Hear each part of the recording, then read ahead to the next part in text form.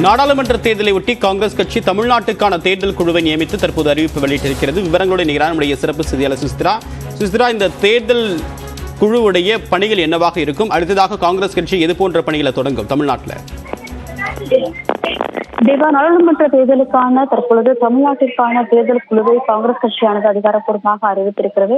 குறிப்பாக தமிழ்நாடு காங்கிரஸ் கமிட்டியினுடைய தலைவர் அழகிரியின் தலைமையில் இந்த குழுவை காங்கிரஸ் தலைமை அதிகாரப்பூர்வமாக அறிவித்திருக்கிறது. அது மட்டுமல்லாமல் இதில் மொத்தம் 31 பேர் கொண்ட இந்த குழு என்பது தமிழ்நாட்டினுடைய கூட்டணி விவகாரம் மட்டுமல்லாமல் தேர்தல் அறிக்கை உள்ளிட்ட பல்வேறு விவகாரங்களையும் அவர்கள் மேற்பார்வையிடுவார்கள் என்றும் அது தொடர்பான அனைத்து ஆலோசனைகளையும் இந்த குழுவானது மேற்கொள்ளும் என்ற ஒரு அறிவிப்பையும் தற்போது காங்கிரஸ் ஆனது முன்னெடுத்திருக்கிறது. காங்கிரஸ் கமிட்டியினுடைய தலைவர் KS அழகிரி தலைமையில் இந்த குழுவில் செல்வ பெருந்தகை, பி. சிதம்பரம், குமரி அனந்தன், மணிசங்கர் ஐயர் உள்ளிட்ட பல்வேறு மூத்த தமிழ்நாட்டு காங்கிரஸ் கமிட்டியினுடைய தலைவர்களும் இடம்பெற்றிருக்கிறார்கள். அவர்கள் மட்டுமல்லாமல் பல்வேறு தேசிய செயற்குழு உறுப்பினர்களும் இந்த குழுவில் நியமிக்கப்பட்டுள்ளது குறிப்பிடத்தக்கது.